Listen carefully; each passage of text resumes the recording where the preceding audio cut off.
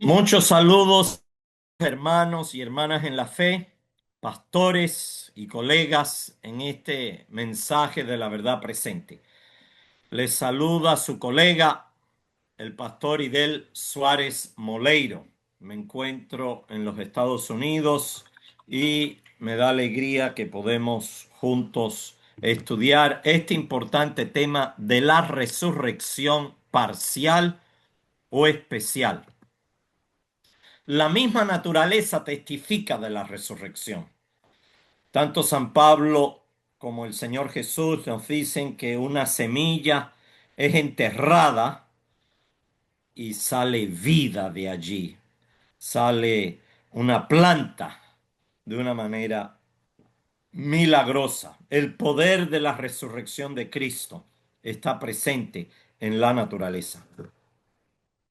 Si vamos al griego, la etimología de la palabra resurrección, la palabra es anastasis. Ana, que significa arriba en griego. Histemi, que significa ponerse en pie. O sea que, según el doctor Vine, anastasis significa levantamiento, levantarse de los muertos. Tengan en mente que la resurrección especial es la única resurrección donde resucitan buenos y malos a la misma vez, al mismo momento. Los adventistas del séptimo día también creen en una resurrección especial, un poco antes de la resurrección general de la segunda venida de Cristo. Esto lo dice la Enciclopedia Adventista del Séptimo Día. Aquí lo tengo. Yo he hecho todas las traducciones acá presentes, con la excepción de la sección cuando lleguemos al espíritu de profecía y de la Biblia. Aquí tengo la enciclopedia, volumen 11, y hay un artículo muy bueno sobre la resurrección, y ahí se admite que los adventistas del séptimo día creen en una resurrección especial y que esta no es la primera resurrección ni la segunda, sino es algo especial, parcial, antes de esas dos. Está en el volumen 11, página 438 en español. Veamos algo de la evidencia histórica citando a los pioneros adventistas. Jaime White escribió lo siguiente en el Review and Herald, el Repaso y el Heraldo, 23 de septiembre del año 1880. Dice así: aquellos que mueren bajo el tercer mensaje angélico son parte de los 144,000. Ellos resucitan a una vida mortal brevemente antes del regreso de Cristo y son cambiados a la inmortalidad cuando Cristo aparece. Parte de los 144,000 han muerto creyendo en el mensaje del tercer ángel. Y la Biblia dice que bienaventurados aquellos que mueren de aquí en adelante, porque no tienen que pasar todo ese último año, sino solamente un chispito, un, una breve porción de esas 7 plagas al final. Y resucitan mortales, pero glorificados mortales. Recuerden que Moisés estaba glorificado, pero era mortal cuando bajó del monte del Sinaí. Y deben estar vivos para recibir la ley de Dios y oír el pacto que Dios hace. La esposa de Jaime White fue Elena Harmon, que fue de White al casarse con Jaime White. Y se le acercó el pastor Irwin y le preguntó: ¿podrán los que mueren en el mensaje del tercer ángel ser parte de los 144,000?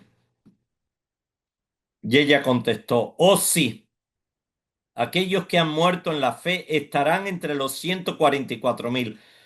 De este asunto estoy clara.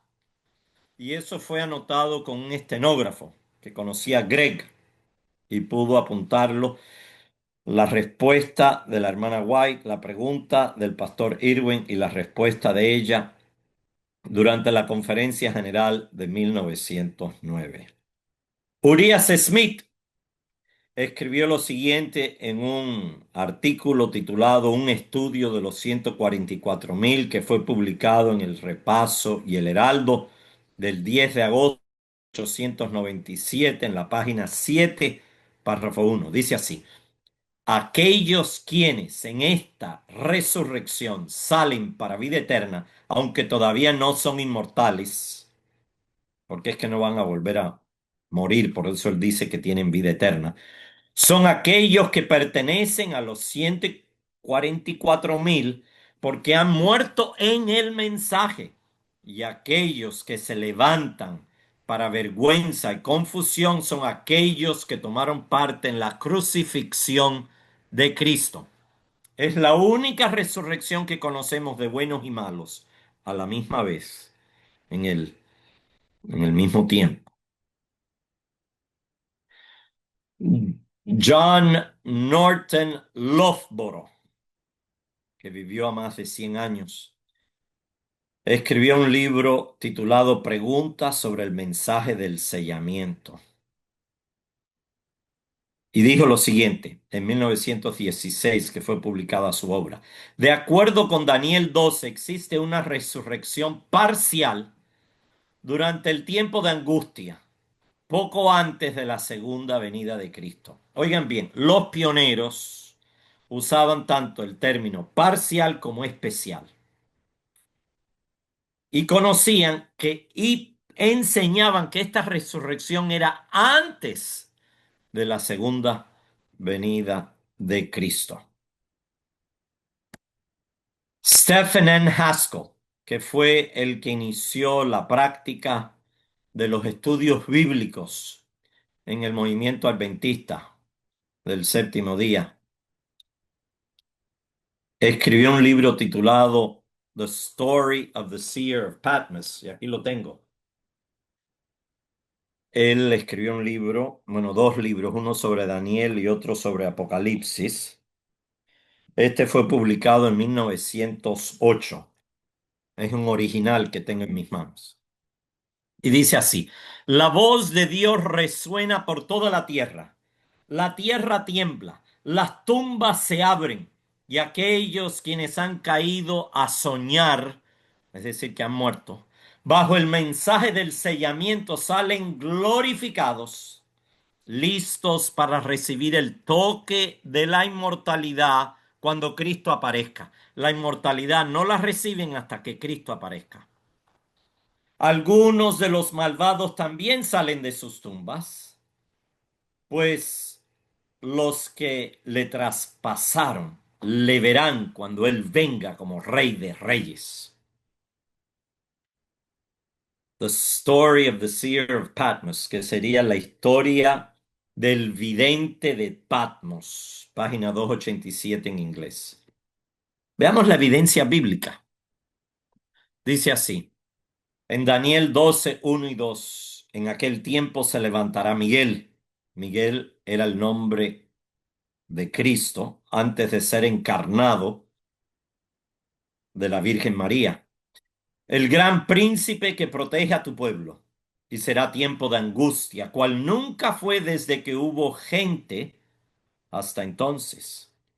Pero en ese tiempo será librado tu pueblo, todos los que se hallen escritos en el libro. Ese es el libro de la vida.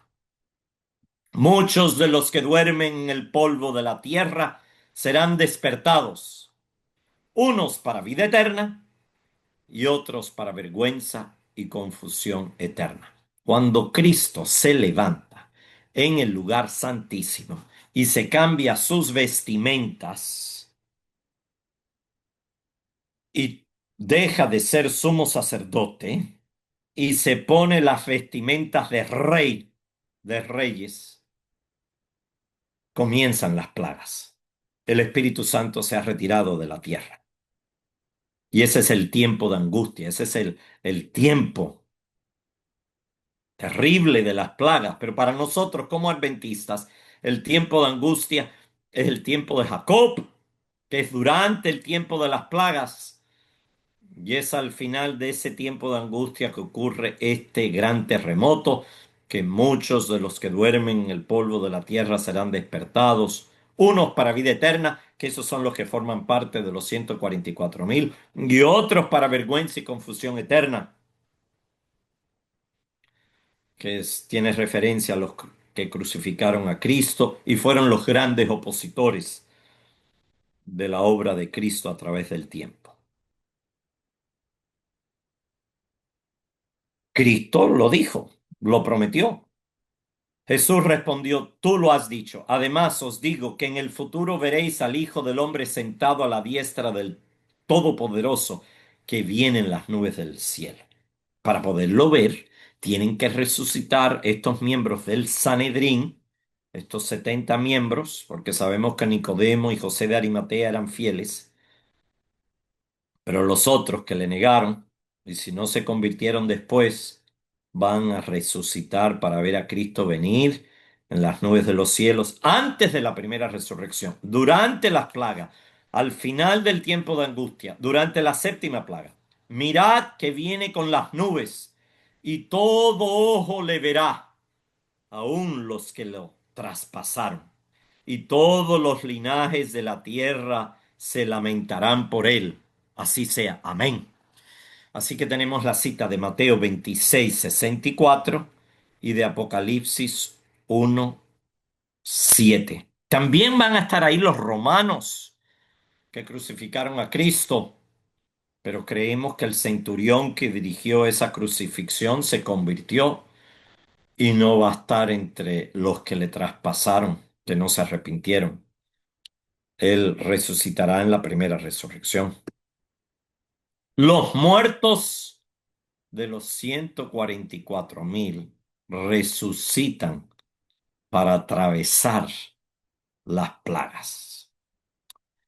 Dice Apocalipsis 7 que trata de los 144.000 y en una sección también trata de la gran multitud.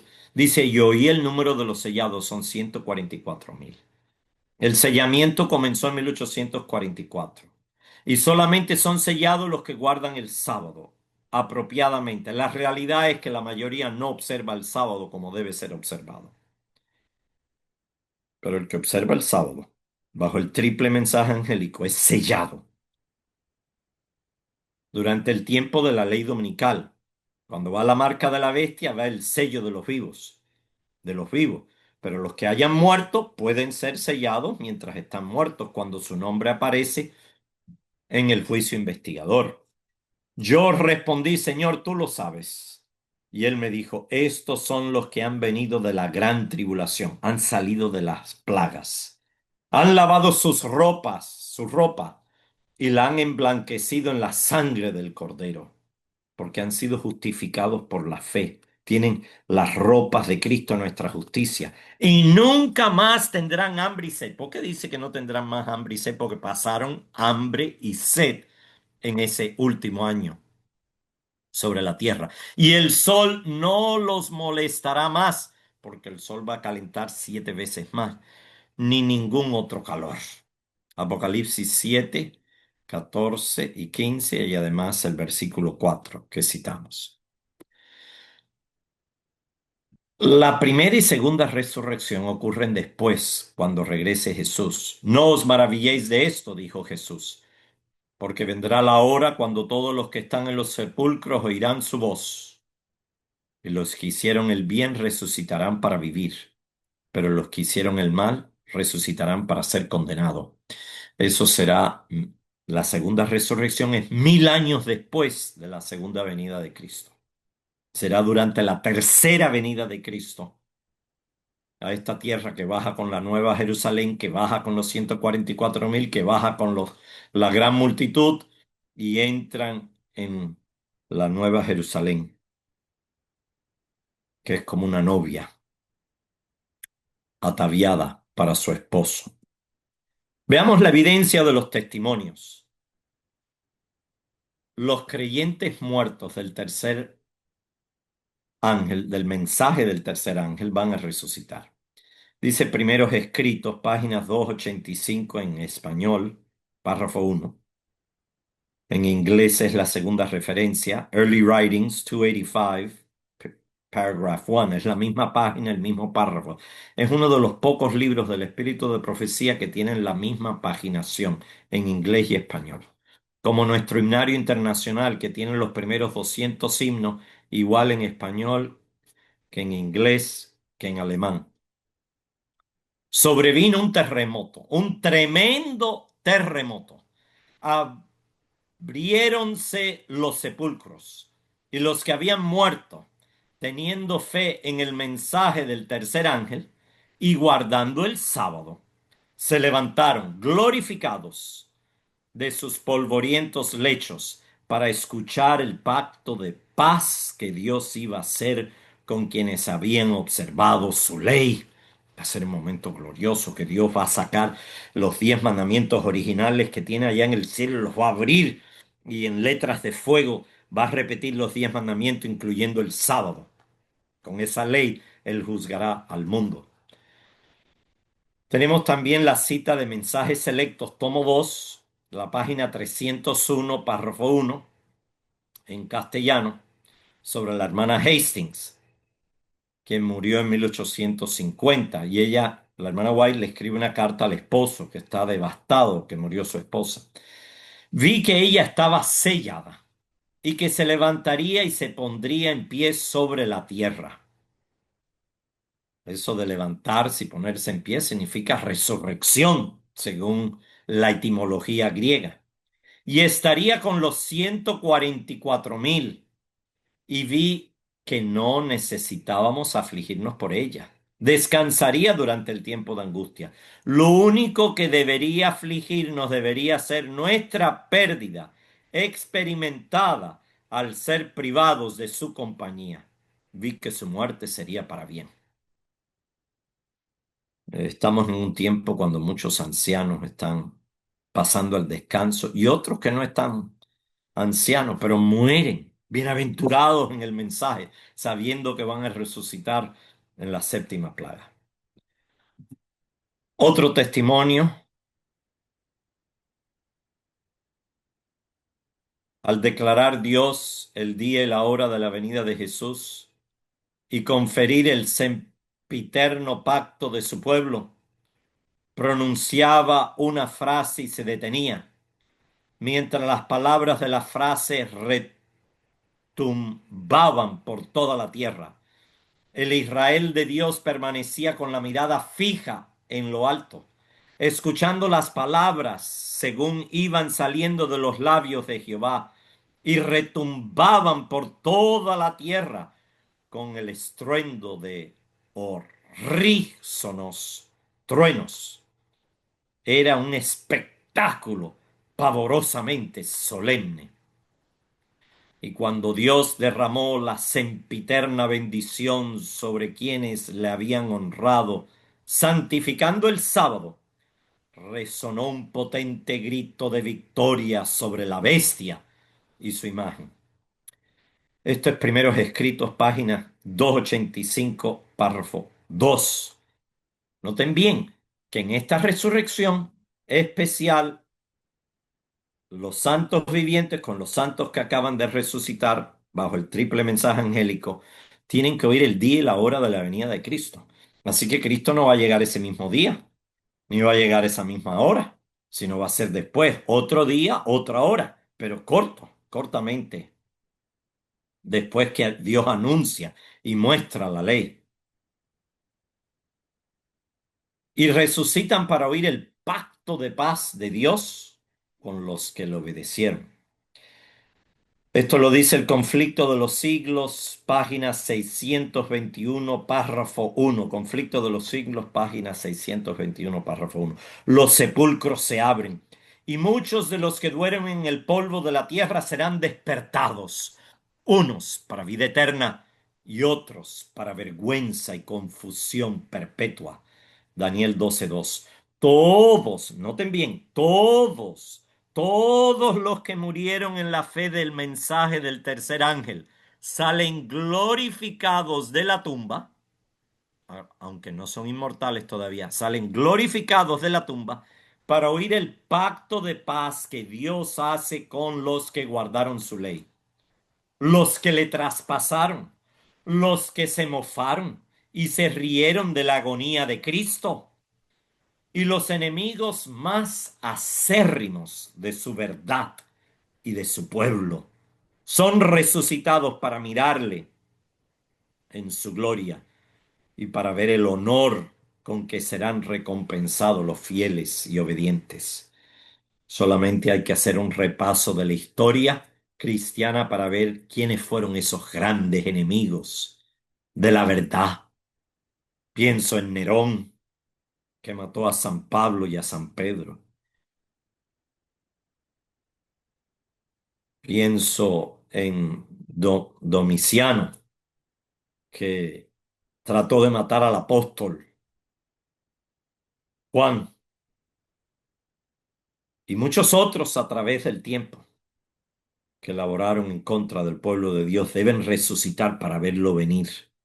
Y tienen que estar vivos esos días, esas semanas, no sabemos cuánto tiempo será que estarán vivos todos ellos. Y imagínense el gran trastorno mental de haber vivido hace 2000 años, resucitar y ver todo en caos, carros y aviones y helicópteros y gente vestida diferente y hablando diferente y con alimentos diferentes y casas que son diferentes. Ah, es un trastorno increíble. Voy a terminar con el laboratorio de Michael Faraday.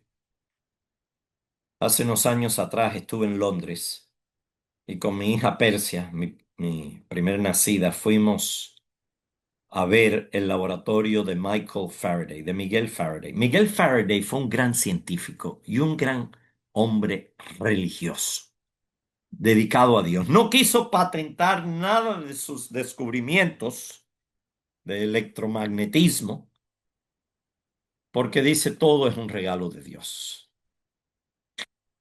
Y un día, estando en el laboratorio, su asistente, había una jarra, voy a usar este vaso como una jarra, se cayó, era la jarra, el vaso, la vasija de el señor Michael Faraday, cayó en un calderón, en un pote de ácidos y se desintegró la copa con la cual bebía Michael Faraday, esa jarra, decimos en Cuba. Y se quedó todo preocupado ese asistente. Llegó Michael Faraday, le dijo, señor, disculpe, que su siervo sin querer topó con su jarra de plata y cayó en esta jarra y se desintegró. Y dice Faraday, no te preocupes. Y fue al estante donde tenía tantos químicos y buscó una base, unas sales de alcalinas y la echó en esa jarra de ácido e inmediatamente ¡pum! Se precipitó en una pelota su jarra, que era de pura plata. Con un cucharón lo sacó y se lo pasó a un recipiente y le dijo al asistente, llévalo al herrero de plata y que me vuelva a estructurar mi jarra de plata con la cual yo bebo. Si un científico fue capaz de hacer eso, ¿cómo no será Dios?